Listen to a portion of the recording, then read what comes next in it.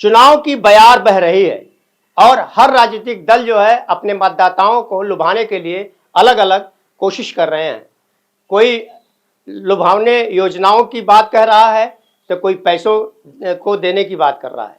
लेकिन आज हम जानेंगे पब्लिक की राय कि क्या कहती है पब्लिक, और इनसे ही जानेंगे कि कैसा है चल रहा है चुनावी माहौल। सबसे पहले मैं आपसे जानना चाहूँगा, क्या सब कुछ ठीक है? हाँ, सब कुछ बढ़िया है। जिस हिसाब से चीजें चल रही हैं, लग तो रहा है कि ठीक होना चाहिए। टक्कर है कि नहीं? बिल्कुल टक्कर है। जो भी कैंडिडेट प्रत्याशी उतारते हैं तो ये देख के उतारते हैं कि सामने वाला क्या किया है, क्या नहीं किया है और कितना कर सकता है। तो टक्कर तो है और टक्कर होनी भी चाहिए। जब तक इसमें है टक्कर।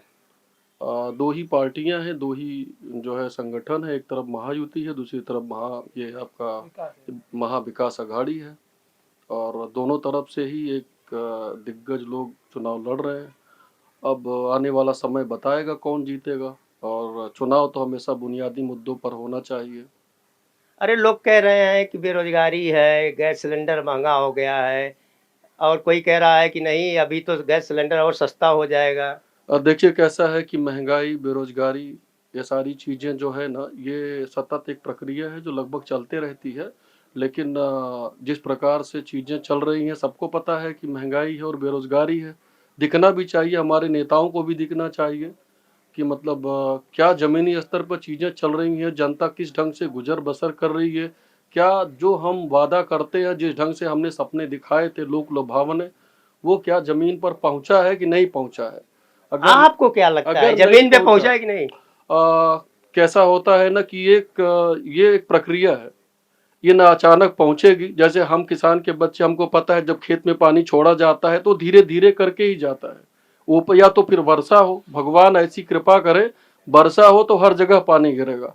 लेकिन अगर जैसे हम तो किसान के बच्चे, जैसे मैंने बताया पहले, अगर खेती में पानी छोड़ा जाता है नालियों से तो धीरे धीरे करके ही जाएगा।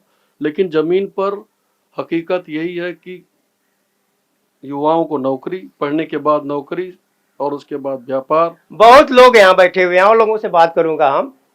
सब लोगों यहाँ पर काफी बड़े पैमाने पर लोग बैठे हैं और आप लोग इधर आए, इधर बैठिए, इधर बात करते हैं आप लोगों से, क्योंकि जानना चाहें यहाँ पर चल रही है चुनावी बयार बह रही है, बड़े बड़े वादे किए जा रहे हैं और आम जनता जो है क्या सोचती है चुनाव को लेकर के, इस मामले में हम बात करना चाहते हैं। सबसे पहले आपका नाम? सुनील तिवारी मेरा नाम है। सुनील जी, आप बताएं कि क्या लगता है इस बार भी ज़्यादा कुछ बदलने वाला नहीं है। लोगों में ज़रूर एक अच्छा कंपटीशन चल रहा है। यहाँ पे हमारे जो उम्मीदवार हैं, दो, एक महाविकास आघाड़ी और महायुति के, अतुल भातलकर जी और कालू बुधेलिया जी जो कांग्रेस से हैं, अतुल भातलकर जी जो बीजेपी से हैं। दोनों में अच्छी टक्कर चल रही है। ऐसे में दोनों भी यहाँ के लोकल नहीं हैं। सबसे बड़ी बात यह है, दोनों भी लोकल नहीं है। लेकिन 10 साल से जो अतुल भातलकर जी सिटिंग आमदार हैं भारतीय जनता पार्टी से, उन्होंने अच्छा काम किया, अच्छी कोशिश की है। कुछ अच्छा नहीं हो पाया है, वो भी हम चाहेंगे कुछ अच्छा हो, क्योंकि जीत हार का मार्जिन बहुत लंबा है।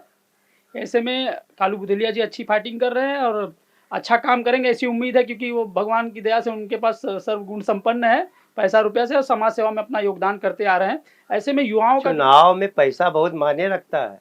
बहुत मायने रखता है, लेकिन हर किसी के मायने नहीं रखता है। जैसे ये युवा वर्ग है, जिनकी बुनियादी कुछ डिमांड्स हैं, उन्हें रोजगार चाहिए, उनकी जो समस्या है उसे दूर होना चाहिए। पैसा तो आज देंगे कल खत्म हो जाएगा, लेकिन जो बुनियादी मुद्दे हैं वो तुरंत नहीं खत्म होते। विकास की अगर हम बात करें तो विकास तो हुआ ही है, हैं? अटल सेतु बना है, बाकी मरीन ड्राइव आप पहुंच जाएंगे, अब आधे जो 1.5 घंटा लगता था अब 30 मिनट में पहुंच जाएंगे।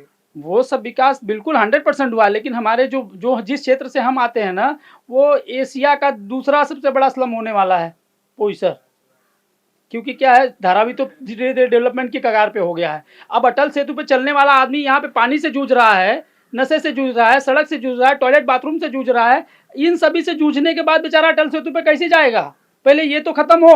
अरे गार्डन भी तो बहुत बढ़िया बनाया गया है, देखिए गार्डन कितना बढ़िया बनाया गया है। विकास तो हुआ है, हैं? गार्डन बनाया गया है, इसमें काफी महिलाएं बैठ रही हैं और यहाँ पे देखिए ये बनाया गया है, यहाँ पर युवा वर्ग बैठा हुआ है। और हम बात करना चाहेंगे आपसे, क्या नाम है आपका? तिलक चौधरी। तिलक जी, जरा हमको भी बैठने का जगह दीजिए। अब बताएं क्या चल रहा है? देखिए, अब तो यही है कि जब 20 तारीख को वोट डालने जाएंगे तो जरूर अपने घर के जो गैस सिलेंडर है उसको नमस्कार करके जाएंगे। घर में जो चावल दाल का डब्बा है उसको खोल के एक बार जरूर देखेंगे कि क्या स्थिति है उसकी। मतलब चुनाव के पास भरने वाला है क्या? सवाल ये है, महंगाई का जो दम भर के सरकार आई थी उसने महंगाई को आज वहां तक पहुंचा दिया है कि हमें देखना पड़ रहा है कि हमारी स्थिति क्या हो चुकी है। तो वो सारी स्थिति देख करके ही वोट किया जाएगा इस बार, क्योंकि बहुत हो गया। सिर्फ लेकिन आप जो डब्बे देख के जाएंगे चावल के, गैस सिलेंडर, वो उस पर क्लियर कीजिए, क्या वो भर जाएगा? सवाल ये है, जो सरकार झूठे वादे करके आई, अगर वो सरकार आपकी जो बेसिक सुविधाएं हैं उस पर काम नहीं की, महंगाई चरम पे ले गई, तब तो घर के जो राशन के सामान है, जो गैस सिलेंडर है, उसको देख करके जरूर जाना पड़ेगा। जो दाम आज अच्छा, आपका कहना है कि जो वादे बड़े बड़े किए गए हैं उसको अमल करने के लिए आप एक प्रैक्टिकल घर पे करके जाएंगे, ताकि चुनाव के बाद ये जो वादे हैं इसको आप खुलासा करेंगे। देखिए, यहाँ पे बहुत सारे मुद्दे हैं। एक तो महंगाई का मुद्दा है जो मैंने आपको बताया। फिलहाल यह है महाराष्ट्र की जो स्थिति है, हम सब जानते हैं किस तरीके से यहाँ पर में छत्रपति शिवाजी महाराज के इस महाराष्ट्र के अंदर किस तरीके से गद्दारी की गई, किस तरीके से पार्टियों को तोड़ा गया, किस तरीके से शिवसेना के पीठ में छुरा भोंका गया, किस तरीके से राष्ट्रवादी को तोड़ा गया। सिर्फ पार्टियों को तोड़ करके आप सत्ता में आए हैं, और आने के बाद भी कुछ काम तो कर लेते, तो मानते कि आपकी विचारधाराएं अच्छी थी, आपकी सोच अच्छी थी कि हाँ आपने गद्दारी की भी तो जनता के हित के लिए, लेकिन आपने गद्दारी की 50 खोखे के लिए। ये आज प्रूफ हो रहा है। आपने जो गद्दारी की लेकिन उसका कोई प्रूफ तो नहीं मिला। जो लोग कहने के लिए आरोप तो बहुत लोगों के ऊपर लगा देते हैं। विधानसभा में 50 खोखे एकदम मौके के नारा एकदम जोर शोर से गूंजा। अरे नारा गूंजा ना, लेकिन प्रूफ ये है आपने गद्दारी किस लिए की। अगर आपको लेन देन का कोई हिसाब किताब नहीं था तो फिर आप गद्दारी तो एकनाथ शिंदे ने की। उनका कहना था कि हिंदू हृदय सम्राट बाला साहब ठाकरे की जो विचारधाराएं थी उससे उद्धव ठाकरे यूबीटी कहीं ना कहीं बदलाव आ गया उनके अंदर, और इसके लिए ये हिंदू विचारधारा के साथ काम करते थे, और इसलिए इन्होंने अलग हुआ और इनके साथ पार्टी बड़े पैमाने पे लोग अलग हो गए, विधायक। अच्छा, तो राष्ट्रवादी के साथ क्यों गठबंधन किया? राष्ट्रवादी को क्यों लेके आए यहाँ पे? वो उनकी विचारधारा क्या है? हिंदूवादी विचारधारा है कि उनका सेकुलर विचारधारा है? पवार जी की जो विचारधारा है वो हिंदूवादी है कि सेकुलर विचारधारा है? दूसरी बात, और रही बात बीजेपी की, अगर नेशनल लेवल पे भी देखेंगे तो नीतीश कुमार की क्या विचारधारा है, चंद्रबाबू नायडू जी की क्या विचारधारा है? वो तो हिंदूवादी विचारधारा नहीं है। आप गठबंधन करें तो बढ़िया है। जम्मू कश्मीर में आपने गठबंधन किया, महबूबा मुफ्ती और वहां पे जो भी मुस्लिम विचारधारा या कट्टरपंथी विचारधारा या सेकुलर विचारधारा के लोग हैं, उनसे बीजेपी का फिर क्या लेन देन है? आप सिर्फ वोट लेने के लिए हिंदू चिल्लाएंगे। वोट लेने के लिए कह रहे हैं कि वोट लेने के लिए हिंदू हिंदू चिल्ला रहे हैं और सबकी विचारधाराएं जो है बदलनी। हाँ, बोलिए बोलिए। नरेंद्र मोदी जी यहां पर कुछ और कहते हैं, बटोगे तो कटोगे की विचारधारा पर आज चुनाव लड़ी जा रही है देश में, जहां भी चुनाव हो रहा है। और बाहर जब जाते हैं तो बाहर कतार से लेकर के दुबई तक, वहां पर में जहां जैसा का बिजनेस है वहां पे शेख को गले लगाते हैं। आप वहां पर जहां पे आपको फायदा मिल रहा है, जहां पे आपके भतीजे अमित शाह के बेटे को फायदा मिल रहा है, उसके बिजनेस को फायदा मिल रहा है, वहां पे शेखों को गले लगाते हैं आप। वहां पे शेखों के साथ आप नाश्ता पानी करते हैं। विदेशी नीति जो होती है वो तो है। विदेश में तो कहीं ना कहीं हमारे देश का नाम तो हुआ है। हम आपसे जानना, सबसे पहले आपका नाम जानना चाहते हैं। मेरा नाम विप्रिल है। आप बताएं कि विदेश नीति जो है हमारे देश की पहले से मजबूत हुई है कि नहीं? पहले भी मजबूत थी। पहले भी जो गवर्नमेंट थी यूपीए की उस समय से मजबूती से सरकार हमारी खड़ी थी। अभी भी खड़ी है। हाँ, बुनियाद तो उन्होंने रखा था ना, यूपीए गवर्नमेंट ने रखा था। ये क्या कर रहे हैं? इसमें रिबन काट रहे हैं, कारपेट पे चल रहे हैं। आप किसको सपोर्ट कर रहे हो, महाविकास आघाड़ी की महायुति? महाविकास आघाड़ी। महाविकास आघाड़ी। हाँ। आपसे जानना चाहेंगे, आपका नाम? पप्पू चौधरी। पप्पू जी, आप बताएं कि आजकल देखा जाए तो चुनावी रेवड़ियां बांटी जा रही हैं बहुत ज्यादा, बहुत अच्छी तरह। तो क्या कहना चाहेंगे इसका असर? इसका असर क्या पड़ेगा? महंगाई पे पड़ रहा है सब। जीतने के बाद फिर महंगाई बढ़ा दिया जाता है, भी जनता कुछ नहीं मिलता है, और खाली सरकारी वाले को पगार बढ़वा दिया है और महंगी करके जनता को त्रास दे रहे हैं। मतलब महंगाई बढ़ गई है। महंगाई इलेक्शन के बाद महंगाई बढ़ा दिया जाएगा जनता पे।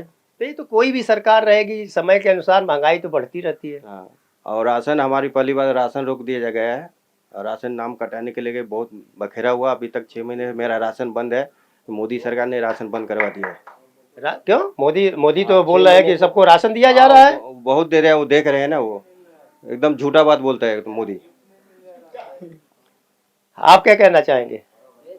बोलिए, ये आप युवा हैं, क्या करते हैं आप? सर अभी हम तो अभी मतलब काम करते हैं, जॉब करते हैं, और कितने लोग तो अभी बेरोजगार भी है। जैसे कि देखिए आप, नौकरी वगैरह मिल नहीं रहा है। बीजेपी की सरकार में हर चीज देखोगे जनता ही जूझता है।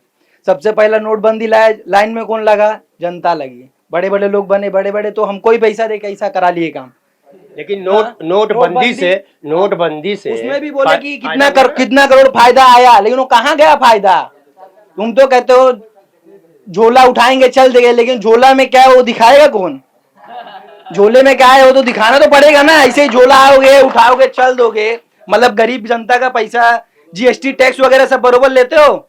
अभी रोड पे आप कहीं रॉन्ग पार्किंग कर लो, तुरंत आपका गाड़ी उठा के लेके चल देगा, तुरंत। और अभी रोड पे भी आप देखने जाओगे, यहीं घुसो, कितना खड्डा रहेगा, उसको कोई पूछना लगे।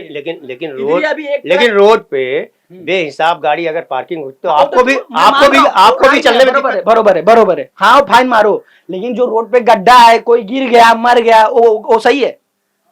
रोड पे गड्ढा है, गिर गया, वो मर गया, वो सही हो, चलेगा? हाँ, जहाँ मतलब, और गवर्नमेंट इतना फाइन देख रहे हो, और गरीबी देख ही रहे हो, बेरोजगारी।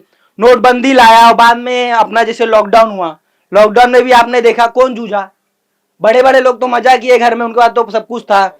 और जो गरीब थे, जिनको मतलब जो लेबर थे, जैसे कि 300 रुपया उनको मिलना था, तो आज उनके घर का चूल्हा जलेगा, वो कहाँ जाएंगे?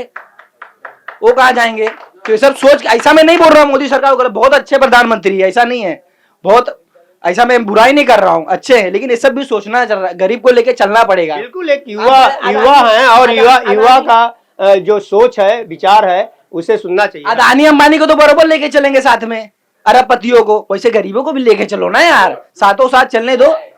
बिल्कुल, हमारा भी बोलिए बात आप। करो। और तो देखा आपने कि यहाँ पर युवा वर्ग है, और काफी लोग थे, और इन लोगों ने के अंदर काफी जोश है। देश के लिए इन्होंने अपनी विचारधाराओं को रखा, और चुनाव में किसे मतदान करना चाहिए उसके बारे में भी बेबाक होकर के बात किया। देखना होगा कि जब 20 तारीख को मतदान होगा और 23 तारीख को जब रिजल्ट आएगा, तो सत्ता परिवर्तन होता है कि सत्ता जिसकी है वही इस सीट पर बैठा रहता है। देखने की बात होगी। ऑन टीवी न्यूज के लिए कैमरामैन फैयाज के साथ हरीश तिवारी।